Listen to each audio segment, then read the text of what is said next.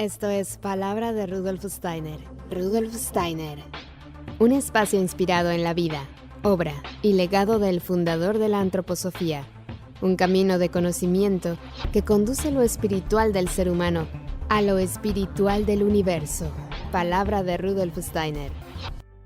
Hola, ¿qué tal? Muy buen día. Gracias por estar una vez más aquí en Palabra de Rudolf Steiner. Yo soy Caro Hernández y estoy muy contenta de poderte acompañar en un programa más. Hoy tengo una invitada especial, maravillosa. Ella se llama Diana Tesari. Es maestra Waldorf, arteterapeuta Hauschka, psicóloga social, muñecoterapeuta, representante y coordinadora de Pedagogía de Emergencia España, docente internacional de la Formación Avanzada de Pedagogía de Emergencia y directora de la Formación Intermedia en Pedagogía de Emergencia. El tema que nos convoca justamente el día de hoy. Primero que nada, muchas gracias por aceptar esta invitación, Diana. ¿Cómo estás? Muy bien. ¿Y ustedes cómo están? Muy bien, muy contentos de tenerte aquí en Palabra de Rudolf Steiner con un tema que nos parece muy interesante, que es la pedagogía de emergencia, que está sonando tanto y que a la vez pues pareciera que muy poca gente conoce este tema. Entonces, bueno, pues nos gustaría primero que nada que nos pusieras en contexto y nos dijeras qué es la pedagogía de emergencia, cuál es la historia de la pedagogía de emergencia. En principio, la pedagogía de emergencia es una pedagogía que ayuda a la infancia, a la juventud, a la adolescencia a superar situaciones traumáticas. Por dar una imagen general de esta pedagogía está basada en la pedagogía Waldorf, en la pedagogía curativa antroposófica. Es como el punto de intersección entre la pedagogía curativa y la pedagogía Waldorf, si hiciéramos estos círculos que se cruzan. Ajá. Es la pedagogía que está en medias de ambas y que toma herramientas, recursos, metodología y la teoría y la imagen del ser humano de la antroposofía. Esta pedagogía nació en 2006 en Alemania, en Karlsruhe, en una situación paradójica porque se estaba celebrando en el mundo un encuentro internacional de jóvenes coordinado principalmente por UNESCO, una fiesta por la paz, cuando a finales de la fiesta ocurre la guerra entre Israel y el Líbano. Y justamente en ese contexto había un grupo de unos 20 jóvenes del Líbano, entre los cuales además había un número importante de jóvenes necesitados de cuidados especiales, de jóvenes que eran de escuelas de pedagogía curativa. Y entonces, bueno, el gobierno alemán los protege. Esto ocurre en la ciudad de Stuttgart, que tienen lugares donde vivir, buena comida, salidas. Pero en ese contexto, el gobierno libanés y las familias de estos niños, de estos jóvenes, piden que ellos sean devueltos, digamos, reportados a Beirut. Para sorpresa de toda esta gestión hecha en Alemania, porque la pregunta era, bueno, ¿por qué vamos a llevar a los niños a la guerra cuando aquí están seguros? Pero bueno, finalmente se organiza un viaje a Beirut por tierra, porque los aeropuertos estaban todos destruidos, a cargo de Ben Ruf, bajo la dirección de Ben Ruf. Ben Ruf es el creador de la pedagogía de emergencia. Ben Ruf dirige un equipo de maestros, médicos, terapeutas para acompañar por tierra a estos niños, a estos jóvenes, a Beirut, a través de salvoconductos de UNESCO, Naciones Unidas, y llegan todos sanos y salvos a Beirut.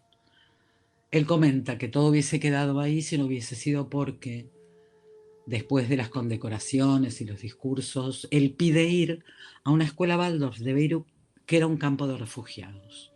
Y él se encuentra por primera vez, en primera persona, de la mano de la guerra, con el niño, la niña en situación de trauma. Y entonces lo que ocurre es que él se da cuenta de que con elementos muy sencillos, vinculados con la pedagogía Waldorf y con la pedagogía curativa, de la cual él es maestro de ambas, puede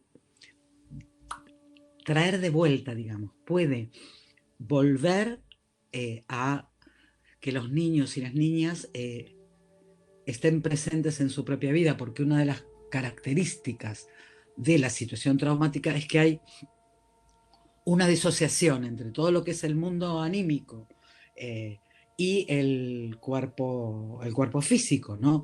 Es como si se separaran y el ser humano se puede mirar desde arriba a sí mismo. Y entonces se volvió a Alemania, volvió a crear un equipo, volvió a Beirut y finalmente esta situación se constituyó en la primera intervención de pedagogía de emergencia en todo el mundo. La historia fue pasando, situaciones de crisis, situaciones de guerra siguieron existiendo, catástrofes naturales también, y entonces la pedagogía de emergencia empezó a intervenir en Irak, en Japón, en la Franja de Gaza, en Kakuma, en Kenia. Bueno, hubieron muchísimas, más de 60 intervenciones a lo largo de muchos años, y finalmente en 2016 fue cuando el terremoto en Ecuador, que fue tan grande, que fue doble además, donde hubo que hacer una intervención y otra, donde se empezaron a convocar a personas, a voluntarios de América Latina, y a partir de ese momento esta pedagogía se amplió también a toda Latinoamérica y el Caribe. Como por 2016, en España yo me vinculo con la pedagogía de emergencia y empezamos a trabajar aquí. Traemos la formación avanzada de pedagogía de emergencia y creamos lo que actualmente es el equipo de formadores y voluntarios de pedagogía de emergencia de España. Qué interesante, sobre todo porque siempre de esas situaciones tan complicadas surgen cosas buenas, ¿no? Como lo que surgió en esta ocasión con Ben Roof. Y, y la pedagogía de emergencia, ¿cómo ayuda, por ejemplo, en estos momentos que podemos decir que estamos viviendo no en una guerra como tal, pero estamos viviendo una situación complicada y para los padres, para los niños? ¿Cómo nos ayuda la pedagogía de emergencia?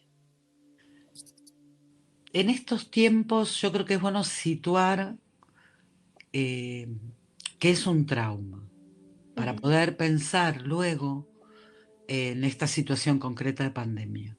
Un trauma es una situación inesperada que le ocurre a un ser humano, que le afecta, y siendo tan estresante, sus propios recursos de resiliencia, sus propios recursos, sus propias fuerzas de autosanación no son suficientes para reordenar, para estabilizar esa situación vivida. Es una herida emocional y esto es importante, es subjetiva. Es subjetiva en el sentido de que nadie puede evaluar qué situación en su magnitud afecta o no afecta en el mundo emocional del otro. Claro. Y el otro siente que la vida se derrumba y que sus herramientas individuales no son suficientes para poder sujetar esto que ocurre.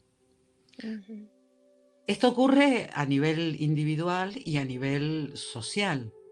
Digamos, ahora estamos viviendo una situación traumática porque es una situación que irrumpe en la vida del ser humano sin aviso y pone, entre comillas, la vida patas arriba, y eso hay que como trabajarlo para poder volver a un estado de estabilización, a un estado donde la presencia de las fuerzas de la individualidad son suficientes para poder transitar ese camino.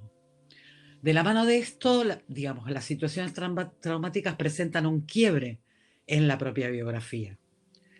Y una de las tareas de la pedagogía de emergencia es recuperar, reconstruir, reconstituir esta línea biográfica. Esta línea biográfica que hace que seamos uno a lo largo de toda nuestra vida. Entonces, estamos en una situación de pandemia y sabemos que las catástrofes, grandes o pequeñas, porque no solo un terremoto es una catástrofe y puede producir una situación traumática, un accidente de coche, un incendio en una casa, digamos. Claro. También son catástrofes y también afectan a nivel traumático. Pero nosotros sabemos que hay dos tipos de catástrofes, que están las catástrofes naturales y las catástrofes que van de la mano del ser humano. Las catástrofes naturales a nivel traumático son las que de alguna manera menos afectan, porque los seres humanos, cuando hay un terremoto, un tsunami o lo que fuere, sabemos que la naturaleza es inocente, que no lo hace adrede, digamos, que no hubo una intención dirigida a que eso ocurra. De otra cosa hablamos cuando estamos hablando de catástrofes producidas por el hombre, entre las cuales un accidente tampoco tiene un revestimiento traumático tan grande porque tampoco es intencional, pero las que vienen de manera intencional de la mano del hombre son altamente traumatizantes. Y en esta pandemia del COVID nos encontramos con tres datos que no habían ocurrido o que no suelen ocurrir. El primero es que toda la humanidad está afectada por esta pandemia. No es un lugar donde hubo un terremoto y toda esa gente, toda esa población está afectada, sino que todos los seres humanos estamos afectados por la pandemia. Por un lado. Y los otros dos elementos es que esta pandemia, desde el punto de vista del virus, digamos, la podemos entender como una catástrofe natural. Pero a esta catástrofe natural le viene asociado el tratamiento de la misma, digamos, las decisiones de los gobiernos, de los distintos países, de cómo manejar esta pandemia. Los confinamientos, los toques de queda, los reconfinamientos, las nuevas olas. Entonces, digamos, la afección traumática que produce esta catástrofe está vinculada con esta doble vía. Una catástrofe natural sumada a una catástrofe que viene de la mano del hombre. Pero lo real es que en marzo, más o menos en marzo, en diferentes momentos de 2020, irrumpió una situación inesperada que puso patas arriba la vida de los seres humanos en todo el planeta y se tomaron medidas que afectaron profundamente el mundo emocional, el mundo anímico de los seres humanos. Y esto ahora está como rebrotando un poco junto con el rebrote vírico, pero en primer momento fue realmente una desestabilización muy grande que se producía en las casas, en los trabajos, en los seres humanos individuales, donde la gente no entendía. Y las fuerzas para poner en equilibrio este evento tampoco les eran suficientes. Fue un momento donde el equipo de Pedagogía de Emergencia España hizo una intervención de 66 días consecutivos, trabajando con grupos de apoyo como voluntarios, claro, con grupos de maestros, con grupos de padres, con grupos de familias y bebés, digamos, específicamente, con educadores sociales, porque entendimos que para poder ayudar a los niños, lo primero que teníamos que hacer era ayudar a los adultos, referentes educativos, paternales de estos niños. Claro. Un niño, una niña que está pasando por una situación traumática, si está acompañado por un adulto, unos adultos estabilizados, el efecto traumático disminuye sensiblemente. Y la gran tarea para hacer en este momento, como adultos referentes educativos, padres, madres, cuidadores, maestros, enfermeros, bomberos, médicos, digamos, todos aquellos que estamos en primera línea o en primera y segunda línea, digamos, necesitamos tener herramientas de estabilización individual y personal. Porque con esto nos garantizamos que los niños y las niñas puedan transitar por este momento incierto con menos riesgos de que esto que ocurre les afecte traumáticamente en su vida futura. Claro. Es muy importante sobre cómo les decimos las cosas, ¿no? Cómo les decimos y cómo nosotros vivimos las cosas, porque los niños, las niñas, especialmente, ¿no? Los adolescentes ya tienen como otra cualidad, pero los niños y las niñas perciben mucho más lo que hacemos, cómo lo hacemos, qué clima, en qué clima se gestiona la vida cotidiana, que lo que decimos. Entonces, si estamos muy nerviosos, si los ritmos de vida cotidiana se han alterado mucho, si estamos irascibles, todo esto afecta más que cómo les contemos las cosas. El tema particular acá podemos pensarlo como en 4 ámbitos. Un ámbito vinculado con lo que sería lo físico, tanto lo físico personal como lo físico del ambiente donde vivimos, donde es importante cuidar, por obvio que parezca, los ritmos de sueño, donde es importante cuidar la alimentación y los ritmos de alimentación, porque las situaciones traumáticas traen especialmente quiebres rítmicos. Es importante cuidar los ritmos y los ritos, digamos, cómo me despierto, cómo me duermo, cuáles son las últimas imágenes o los últimos pensamientos antes de dormirme, cómo estructuro el día rítmicamente, con momentos de descanso, con momentos de actividad, si tengo la posibilidad de salir un ratito a la naturaleza, que puede ser el jardín de mi casa o el parque al lado, aunque sea dar una caminata pequeña, porque toda esta situación ha desestabilizado rítmicamente a todos y en particular a la vida de los niños. Todo lo que está vinculado con el movimiento que hace directamente a la salud de la infancia se ha visto obstaculizado. De alguna manera se ha cuidado mucho lo físico en el sentido de los contagios y digamos, no se cuestiona, por supuesto, esto, pero no se ha cuidado todas las otras necesidades que la infancia y la adolescencia tienen para su propio desarrollo evolutivo. Y entonces, todo el movimiento que necesitan, tanto la infancia como la adolescencia, se ha visto totalmente bloqueado.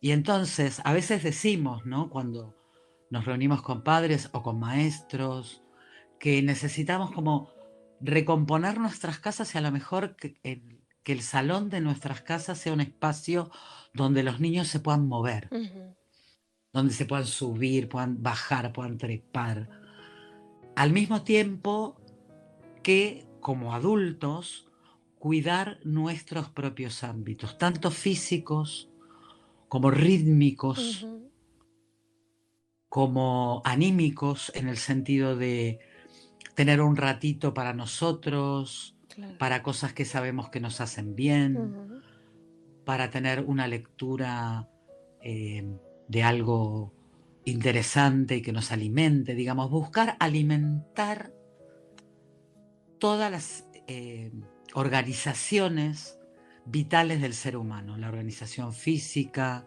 la organización vital con el cuidado de los ritmos, la organización anímica con el arte, ya sea porque uno contemple el arte, sabemos que igual a los museos no podemos ir, pero podemos tener algún libro de pinturas y podemos disfrutar de la belleza, claro.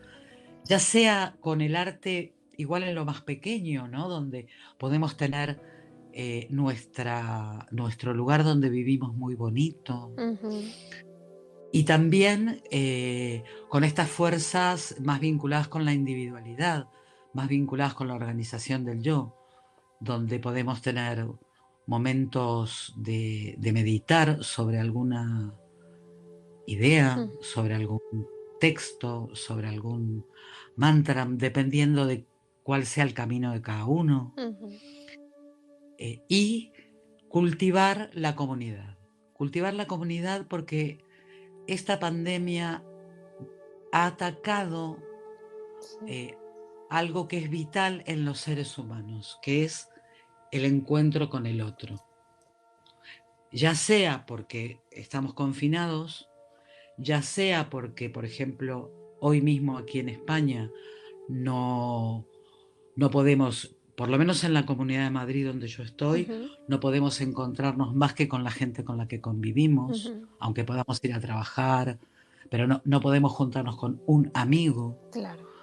Esta red, esto que sostiene la vida individual y la vida social de los seres humanos, se ha quebrado en su momento, en el inicio de la pandemia, pero se ha vuelto a quebrar en diferentes circunstancias. Martin Buber dice que el ser humano deviene un yo a través del tú.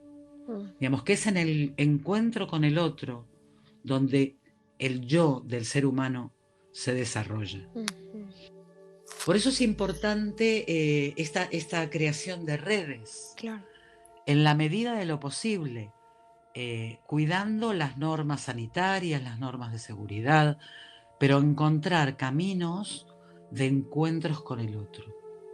Sea porque me puedo encontrar con la distancia de seguridad en una plaza, sea porque me puedo encontrar incluso a través de un medio telemático, pero que esos encuentros tengan una cualidad. Recuperar, restituir la cualidad y el valor del encuentro es fundamental en este momento en el que estamos viviendo.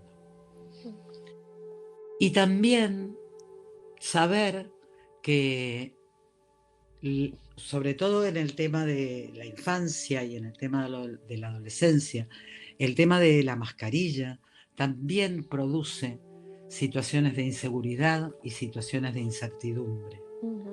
Porque de alguna manera la mascarilla altera la identidad del ser humano. Hay una lectura que antes de la pandemia nosotros hacíamos, que era como esta lectura del otro, donde uno le ve los ojos, le ve la cara, le ve la sonrisa o la seriedad o el rictus o el gesto, pero hay una decodificación del otro ser humano que ahora está escondida, es como si se escondiese algo.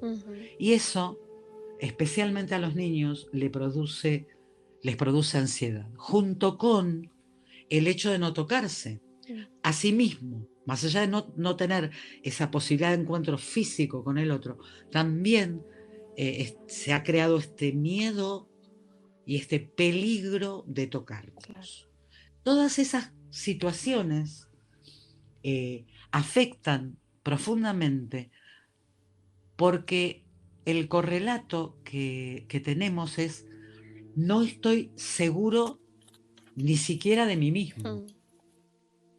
Entonces, cuidando todas estas medidas, digamos, lavándonos, usando la mascarilla, etcétera, también poder tener momentos donde, desde saber que esto ocurre, desde este acto de conciencia respecto de que esto está ocurriendo, poder acompañar de una manera más saludable a los niños y a los adolescentes. Estamos viendo realmente ya mismo efectos de esta situación traumática, alteraciones en el sueño, alteraciones en la alimentación, alteraciones en las relaciones, un aumento en las situaciones depresivas en los adolescentes, este momento de la adolescencia donde el grupo social es el soporte de la identidad. Claro. En esta etapa evolutiva de la vida, se ha perdido para ellos, y esto les produce realmente estados de mucha ansiedad, de mucha soledad, de mucha incertidumbre. La incertidumbre de manera prolongada, como se está viviendo en este momento, estamos casi cerca del año de este 14 o 15 de marzo, donde por lo menos en España empezó el primer confinamiento. Esta incertidumbre prolongada produce muchos estados de ansiedad importantes, altera mucho la esperanza, el sentimiento de esperanza y el sentimiento de confianza, y en este momento tenemos que de alguna manera poner en valor esta necesidad, poner en valor la necesidad del encuentro con el otro, poner en valor que junto con todos los cuidados sanitarios encontremos caminos que hagan fuertemente, que incidan fuertemente en recuperar el arquetipo humano. El arquetipo humano está sostenido, por un lado, en el encuentro con el otro, donde a través de este tú, este yo, entra en el devenir, y también yendo a algo inclusive más pequeño, pero no por ello menos valioso, tomar también dos elementos vinculados profundamente con el arquetipo humano, que tiene que ver con las narraciones, con volver a contarnos historias, con volver a tomar estos elementos profundamente transpersonales que vienen desde el principio de los tiempos. Y además, otro punto, otro pilar arquetípico que ayuda en estas circunstancias es el hacer cosas con las manos. El volver a tomar esto que solamente tenemos los seres humanos, que es la posibilidad de transformar el mundo con nuestras manos. No hace falta grandes cosas, con lo que tenemos en casa. Claro. Porque si destilamos lo profundo del hacer con las manos, esto nos trae una referencia a el hecho de que somos capaces. No capaces de, o no solo capaces de hacer un muñeco con tela, o lo que fuere, digamos, una cajita con cartón. En el fondo nos conecta con nuestra capacidad. En una conferencia que dio Ben Roof en una escuela acá de Madrid, a un claustro de maestros, él dijo: el único camino para devolver la confianza a los niños es que pueda hacer con las manos. Porque hacer con las manos le permitirá saber que puede hacer su propio camino en la vida. Hacer su propio camino en la vida es trabajar con las manos. Y parece una simpleza, digamos, pero este hacer en el mundo también me conecta arquetípicamente con mi capacidad por transformar a nivel emocional y a nivel sutil las situaciones que estoy viviendo. Para mí serían estos como los grandes aportes que en este momento pandémico puede hacer a nivel del grupo pequeño, del grupo familiar, de los maestros, de los grupos de clase, que puede hacer la pedagogía de emergencia.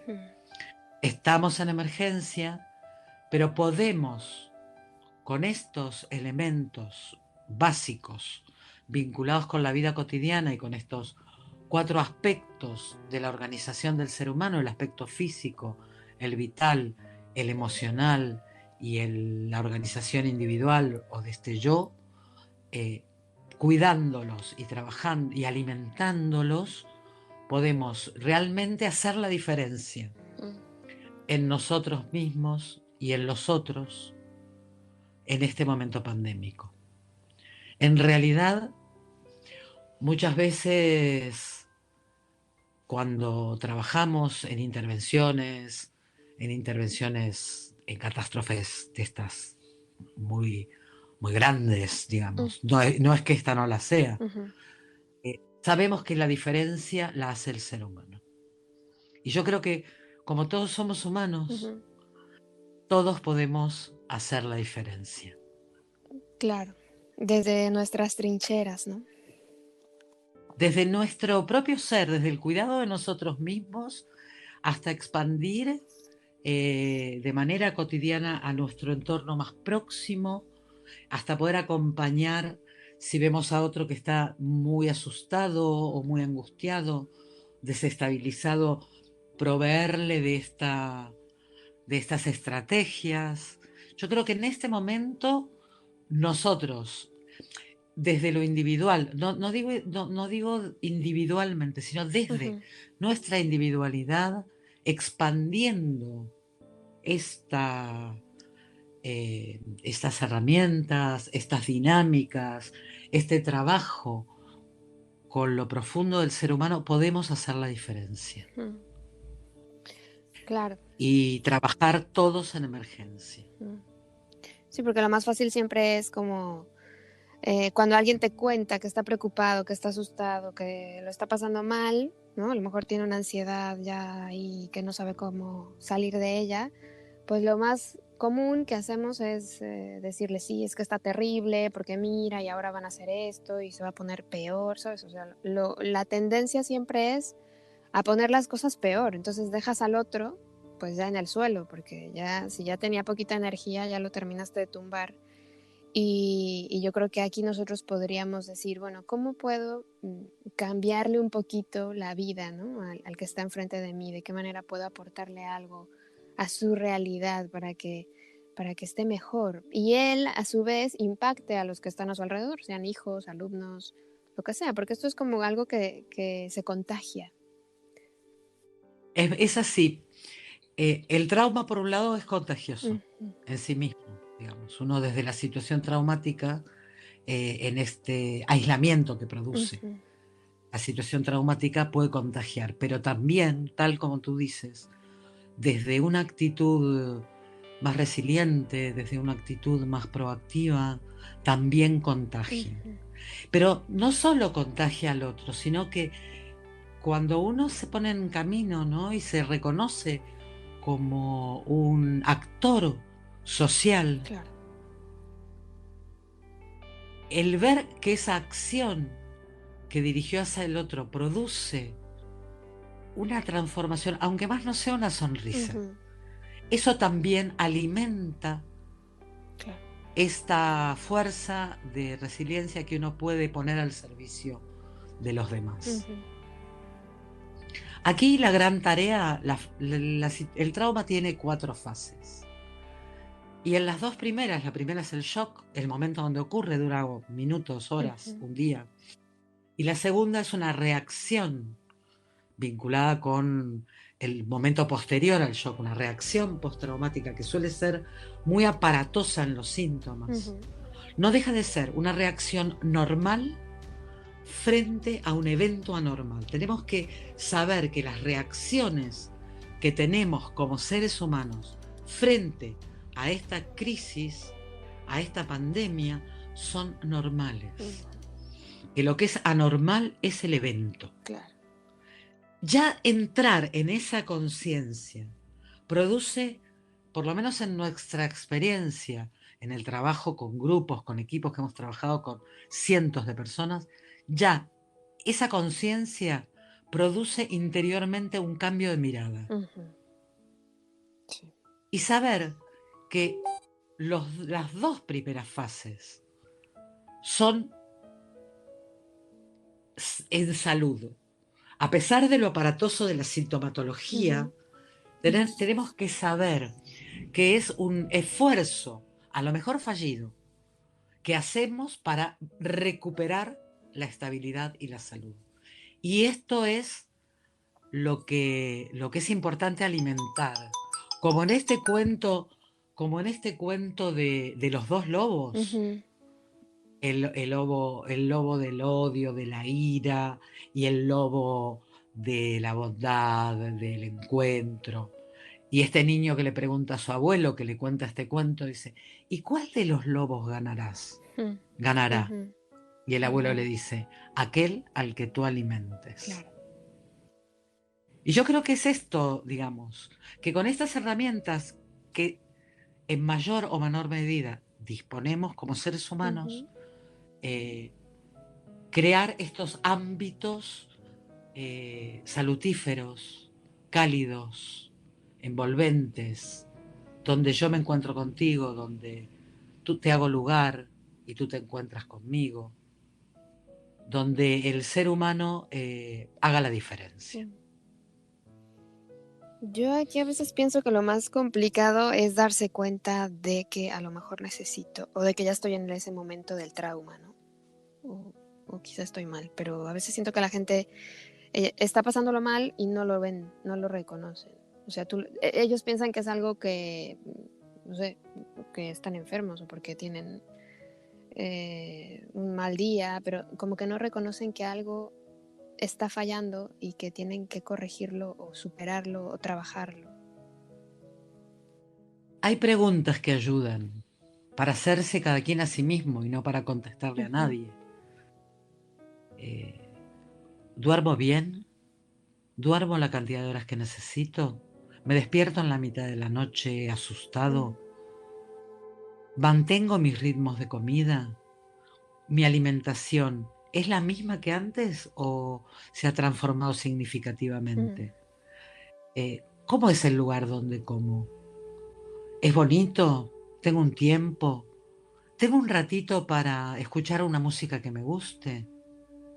¿Tengo ganas de contar algo bonito a mi compañero, a mi compañera, a mi hijo, a mi madre? Son preguntas, autopreguntas, que sus respuestas ya nos sitúan en cómo estamos. Y poder llegar a esa autoconciencia de cómo estamos, en realidad es un gran paso. Porque es lo que de alguna manera nos permite ponernos en camino para, en primer lugar, estabilizarnos a nosotros mismos. Y también ver qué efectos produce en nuestro entorno el que cada uno de nosotros pueda estar mejor. Claro. Porque eso también produce efectos en los demás. Claro. Oye, y entonces, si hubiese alguna persona que quisiera conocer más a fondo, puede, o sea, acceder, no sé si haya cursos, pero ¿puede acceder a alguien a prepararse en este tema o tiene que ser un especialista en algo o cómo es esto de la formación de a lo mejor yo estoy interesado en ser el pedagogo de emergencia o dedicarme a esto, tenerlo como herramienta? En principio es una formación que está abierta a las personas que estén interesadas. Lo que siempre ayuda es tener algún oficio vinculado con lo pedagógico, pero no es excluyente, porque la misma formación da muchas herramientas pedagógicas para poder hacer el trabajo. En este momento, por el tema de la pandemia, todas las formaciones presenciales tuvieron que ser suspendidas y hay 2 formaciones. Una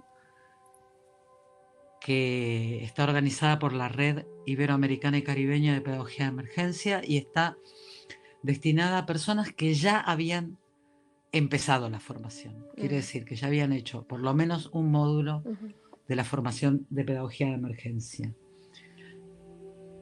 Y luego hay una segunda que creó el equipo de España con el apoyo de la Oficina Central de Alemania de Pedagogía de Emergencia, que la llamamos Formación Intermedia de Pedagogía de Emergencia, que hubiésemos querido que sea presencial, pero es online, y que en este momento acaba de empezar y tiene 130 alumnos de todo el mundo, porque inclusive personas de habla hispana que viven en Mozambique, en Noruega, bueno, en todas partes, también son alumnos de la formación. Para esta formación o para cualquier otra información hay una página web. La página web es www.pedagogiadeemergencia.com. Y ahí hay un desplegable de la información general, de cursos, formaciones, pero vamos, digamos, hay como todo este panorama del trabajo en pedagogía de emergencia. En España, es una página de España, pero hay una parte que dice el mundo y se abre un desplegable de los países de América Latina y del Caribe donde también hay equipos de pedagogía de emergencia.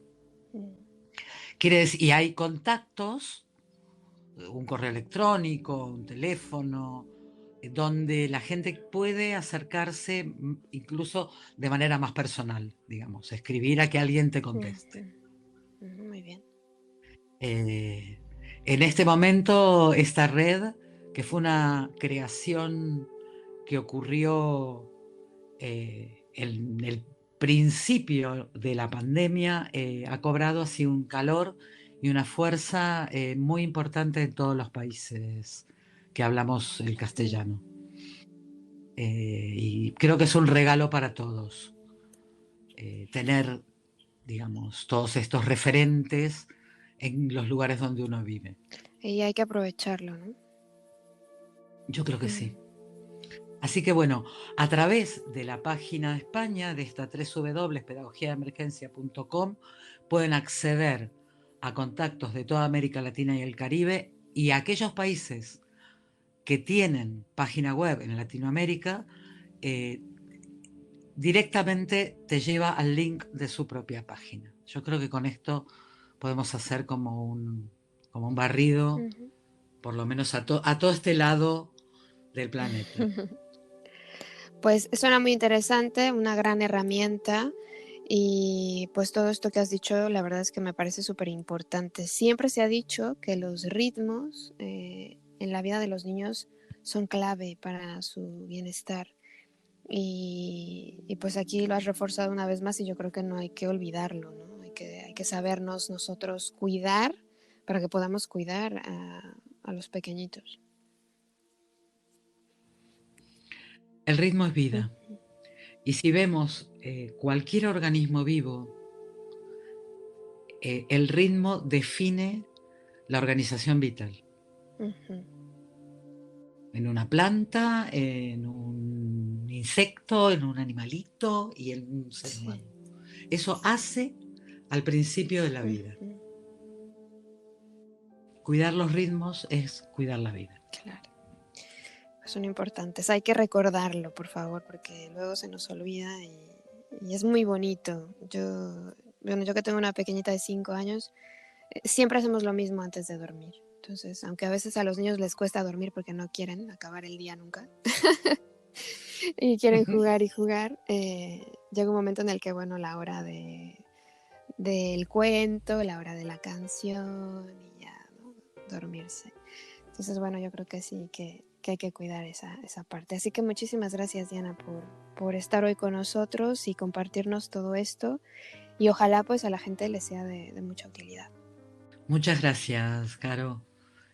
Muchas gracias por haber ofrecido este espacio para que la pedagogía de emergencia pueda estar en el mundo y más cerca, ayudando a los que necesitan y a los más vulnerables. De Enrique Pichon Rivière, que dice: en tiempos de incertidumbre y desesperanza es imprescindible gestar proyectos colectivos desde donde planificar la esperanza junto a otros. Muchas gracias. Muchísimas gracias a Diana Tesari por aceptar esta invitación, por compartir con nosotros esta gran herramienta que tenemos que tener en cuenta hoy más que nunca. Y yo la verdad es que estoy convencida, y lo tengo que decir, en la mayoría de las veces cuando ocurre algo terrible en cualquier parte del mundo o a nivel mundial, surgen movimientos nuevos, movimientos transformadores que van a ayudar, que van a dar soporte, protección y acompañamiento a los seres humanos para poder superar esas situaciones. Como fue el caso de la pedagogía de emergencia, porque estas situaciones también dan pie a que esas personas que tienen la iniciativa, la necesidad de cambiar el mundo, se llenen de valentía, de coraje y lo hagan.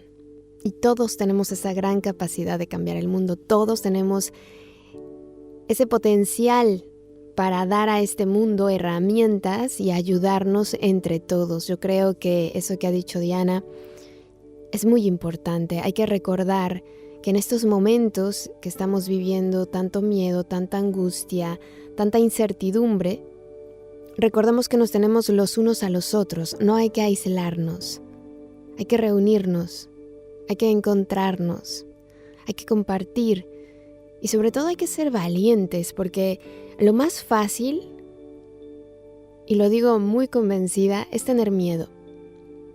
Digamos que ese es el camino corto. Y digo que es lo más fácil porque eso no requiere ningún esfuerzo. Tienes miedo, te resguardas, te proteges, te alejas de todo lo que piensas que te puede dañar y ya está. Pero la vida está allá afuera. Por eso estoy tan llena de esperanza de que de esto van a salir cosas impresionantemente bellas. Porque se ha visto que en esas grandes desgracias, en terremotos, en inundaciones, siempre sale la solidaridad a flote. Siempre salimos para ayudar al prójimo. Siempre estamos dispuestos de dar más, de dar servicio, porque en el fondo de nosotros sabemos que hemos venido aquí para ser útiles.